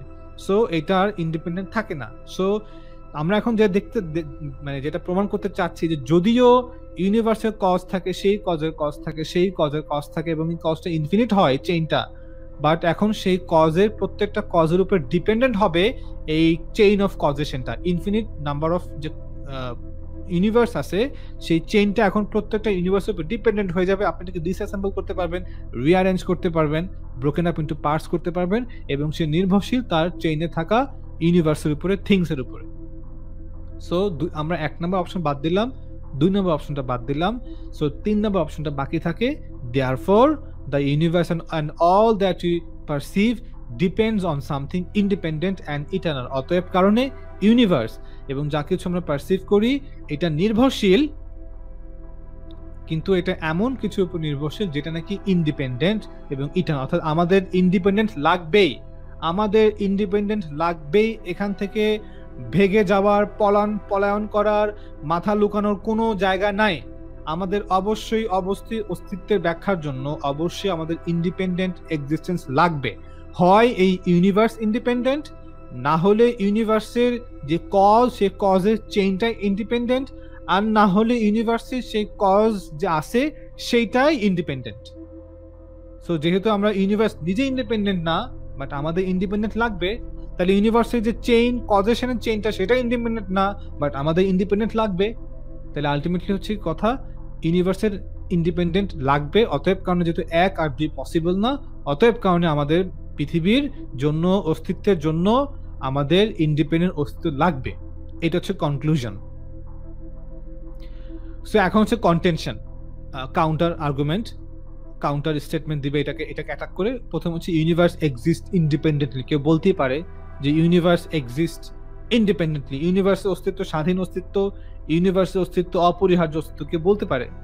বাট আমরা দেখলাম যে না, ইউনিভার্স কোনোভাবেই অপরিহার্য অস্তিত্ব না। কেন না, আমরা আগে বলে আসছি কেন না। 2 নম্বর কন্ডিশন বলতে পারে the universe is a brute fact. এটা হচ্ছে একটা ব্রুট ফ্যাক্ট, বাস এটাকে মেনে নাও, আছে বাস আছে। যেটা নাকি বার্ট্রান্ড রাসেল বলছে যে the universe is just there, universe just is, আছে বাস মেনে নাও, এত প্রশ্ন করার কোনো প্রয়োজন নাই, আছে মেনে নাও। তো এটা কথা হচ্ছে গিয়ে, এই কথা আমি কেন মানবো, প্রথম কথা হচ্ছে এটা। দ্বিতীয় হচ্ছে গিয়ে এটা পুরো সায়েন্সকে ডিনাই করে। অর্থাৎ এই যে মেটাফিজিক্যাল স্টেটমেন্ট, মেনে নাও, এটা একটা মেটাফিজিক্যাল স্টেটমেন্ট। এখন এই স্টেটমেন্টটা আমি কেন মেনে নিব? যদি এটা মেনে নিই তাহলে এটা এন্টি সায়েন্স, কারণ সায়েন্স পুরো কসমোলজি হচ্ছে গিয়ে ব্যাখ্যা করা। এই যে এত মডেল আসতেছে, স্টেট মডেল, সাইক্লিক্যাল মডেল, তারপর হচ্ছে গিয়ে মাল্টিভার্স মডেল, বিগ ব্যাং এর প্রায় 17-23টা মডেল। তো এই এত মডেল কেন আসছে? এত লক্ষ কোটি টাকা, এত হাজার গত হাজার বছরের এত অসংখ্য সায়েন্টিস্ট কেন আসলো, ফিলোসফার আসলো? এটাকে ব্যাখ্যা করার জন্য। তো এটা হচ্ছে এন্টি সায়েন্স। এই শব্দটাই, এই বাক্যটাই, এই দাবিটাই হচ্ছে একটা এন্টি সায়েন্স, যেটা Bertrand Russell, one of the greatest atheist mind ever existed for the last 500 years এর মধ্যে। 3 নম্বর, সো এখন হচ্ছে কি, a brute fact by definition or necessary existence by definition can never fail to exist. আমরা বলছি যে ব্রুট ফ্যাক্ট বা ডেফিনেশন, ব্রুট ফ্যাক্ট অথবা যেটা নাকি নেসেসারি এক্সিস্টেন্স, এই দুইটাই by definition can never fail to exist. এটা অস্তিত্বে না থাকাটা অসম্ভব, because necessary existence is something which can never be otherwise, এটা অন্য কোনোভাবে হওয়া সম্ভব না। এটা ব্যাখ্যা করে আসছে আমরা লাইনটাকে। সো 3 নম্বর কন্টেনশন আরেকটা আর্গুমেন্ট করা হয় যে science will find an answer, বিজ্ঞান ভবিষ্যতে এটা উত্তর পেয়ে যাবে, এখন পারতেছি না আমরা, ঠিক আছে, বাট সায়েন্স গ্রোথ করতেছে, সায়েন্স আগে বাড়তেছে, সায়েন্স প্রোগ্রেস হচ্ছে, we are progressing, but science যখন একসময় আসবে আরো প্রোগ্রেস করবে, আমরা এটা উত্তর পেয়ে যাব।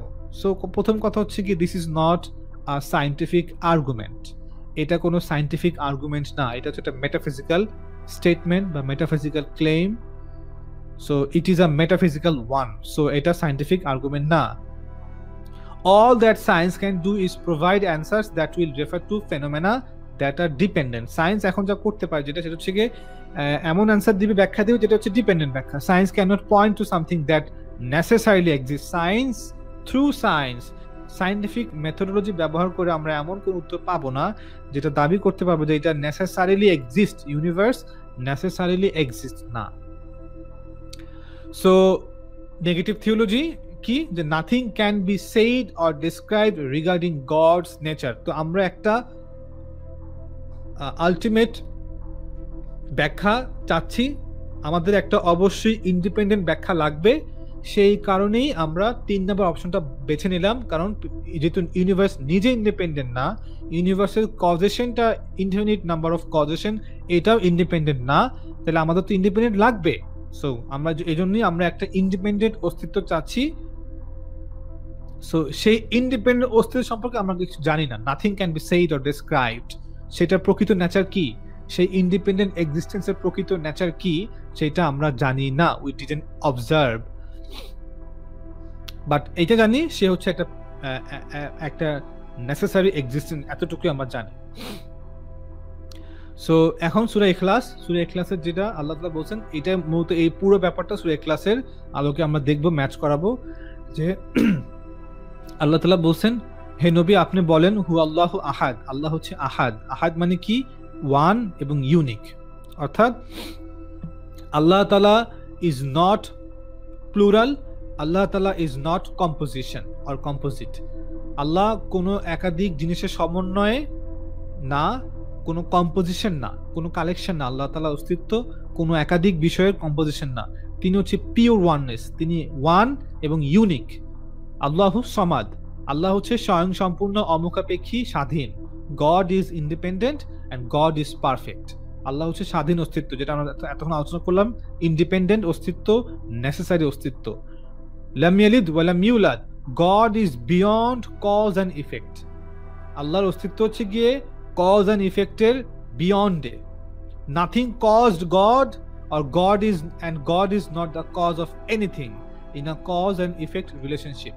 আল্লাহ তাআলাকে কোনো কিছু কজ করে নাই এবং আল্লাহ তাআলাও সরাসরি কোনো কিছুর কজ না। কিভাবে?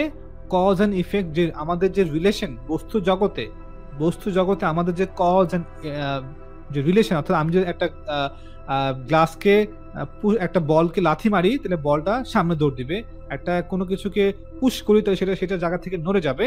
সো এটা হচ্ছে direct cause and effect relationship. Allah তাআলার কোনো কজ নাই এবং আল্লাহ তাআলা কোনো কিছুর ডিরেক্ট কজ না, কজ এন্ড ইফেক্ট রিলেশনশিপে। i.e. মানে হচ্ছে কি, nothing comes out of God and God never came out of anything.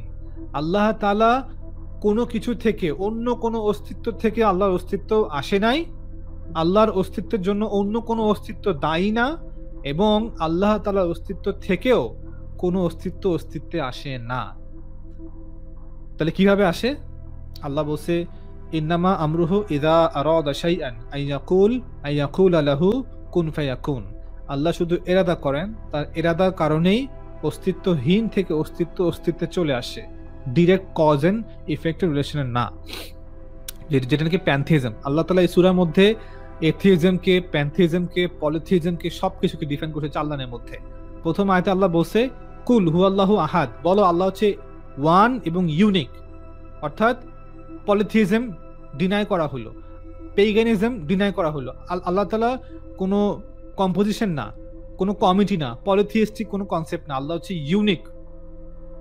দ্বিতীয় আয়াতে আল্লাহ বলছে আল্লাহু সমাদ, আল্লাহ হচ্ছে ইন্ডিপেন্ডেন্ট এক্সিস্টেন্স। এথিয়েসদেরকে আল্লাহ বলতেছে, এথিয়েসদেরকে আল্লাহ হচ্ছে কি স্বাধীন অস্তিত্ব, আল্লাহকে অস্বীকার করার কোনো উপায় নাই, স্বাধীন অস্তিত্বকে অস্বীকার করার কোনো উপায় নাই, এটাকে স্কেপ করার কোনো উপায় নাই। সো আল্লাহ বলছে আমি হচ্ছি সেই স্বাধীন অস্তিত্ব, ইন্ডিপেন্ডেন্ট অস্তিত্ব। প্রথম আয়াতে পলিথিজম এগেনস্টে আর্গুমেন্ট দেওয়া হয়েছে, দ্বিতীয় আয়াতে এথিইজমের এগেনস্টে আর্গুমেন্ট দেওয়া হয়েছে। আল্লাহকে অস্বীকার করার, এথিয়েস্ট হওয়ার কোনো উপায় নাই, কোনো রাস্তা নাই। লাম ইয়ালিদ ওয়া লাম ইউলাদ, এটা হচ্ছে প্যান্থিজমকে আল্লাহ তাআলা কাউন্টার করছে। যে যারা প্যান্থিয়েস্ট তারা বলে যে একটা প্রবলেম, আচ্ছা যে গড থাকে আর যদি ইউনিভার্স থাকে, তাহলে গড কোনো ম্যাটার দিয়ে, গড ছাড়া অন্য কিছু দিয়ে ইউনিভার্সকে বানাইছে, তাইলে গড ছাড়াও কিছু ছিল। এই যে একটা সমস্যা না, একটা সমস্যা যে ইউনিভার্স তো আল্লাহ থেকে আসে নাই, সরাসরি আসে নাই, নর্মাল যে আমাদের আন্ডারস্ট্যান্ডিং। তো এখন তাহলে এই ইউনিভার্সে ম্যাটার কোত্থেকে আসলো? তাহলে ম্যাটার অলওয়েজ এক্সিস্টেড গডের পাশাপাশি। এই যে সমস্যা যে তাহলে গড ছাড়াও কিছু আছে অস্তিত্বে যেটা ইটারনাল, এই সমস্যাকে সমাধান করার জন্য মূলত আমাদের ইস্টার্ন যে হিন্দু ফিলসফিতে বেদান্তিস্ট এবং আরো আগে যখন উপনিষদ ব্যাখ্যা শুরু হয়, এরও আগে, উপনিষদের আগে, যে তখন তার এই প্যান্থিজম কনসেপ্টটা অস্তিত্বে আনে এবং সেখান থেকে এটা গ্রিকে চলে যায়। প্যান্থিস্টিক কনসেপ্টটা আমাদের ইন্ডিয়া থেকে গ্রিকে চলে যায়।